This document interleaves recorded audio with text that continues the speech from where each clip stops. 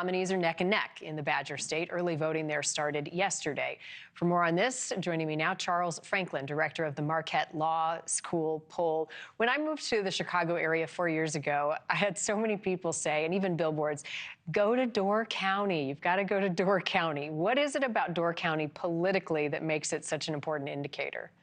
Yeah, it's a beautiful place to visit, but aside from that, it's a very evenly divided county. As you go into the southern part of the county, it's very Republican. You'll see a lot of Trump signs. It's farmland, it's some forestry.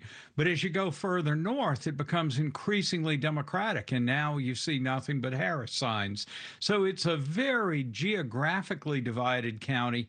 But because it's so evenly balanced, when the electoral winds push in a Republican direction, the county tends to vote Republican, as it did for Trump in 2016. But when the winds blow the other way, it goes Democratic, as it did for Biden in 2020. It was one of only 2 counties in Wisconsin that switched from Trump to Biden between 16 and 2020. We'll see how they decide this time. And because it's such a bellwether, right, it's such an important indicator, are you surprised at all that neither of the campaigns have made a stop specifically in Door County? They've spent a lot of time in Wisconsin. Yeah, I'm not surprised they haven't gone there. It's a small county, actually. It only casts about 20,000 votes total. And so it's not really the prime location for a rally. We have seen the candidates going into the Green Bay area, and that media market covers Door County as well. So the region is getting attention from both parties and the candidate visits, but so far, not Door County itself. Talk more about the political landscape of Wisconsin as a whole and some of the shifts or trends we're seeing in this cycle. Yeah, and this plays into Door County's role, too. 4 of the last 6 presidential races here in Wisconsin have been decided by less than 1 percentage point. All 4 of those by less than 22,000, 23,000 votes. So the state as a whole is just incredibly closely divided. We've seen shifts within the states, with rural areas getting more Republican, suburban areas getting less Republican. But these tiny swings of just 20 to 30,000 votes shift an election from one party to the other party, as we saw from 16 to 20. And Door County plays its part in that and also reflects that very close division that shifts with each political season. Talk about the engagement, particularly among blocks of voters, so starting with younger voters and what you've been seeing.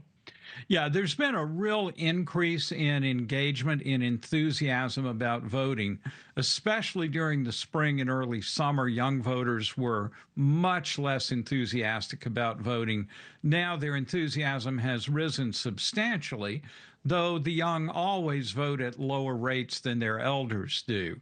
But the young voters are a particular focus of Democrats in the state, trying to turn out a heavy college turnout in the campus communities around the state. In the last hour, we were having a conversation about the diplomacy divide and folks with higher educations tending to vote more Democrat. Are you seeing that reflected in the voting population in Wisconsin as well? Yes, absolutely. This is something that's been growing actually for the last 20 years or so, but it's grown very noticeably in 2016 and in subsequent elections. You get large majorities of people with a bachelor's degree, or especially an advanced degree, voting Democratic, while those with less than a bachelor's degree are substantially Republican, and increasingly so.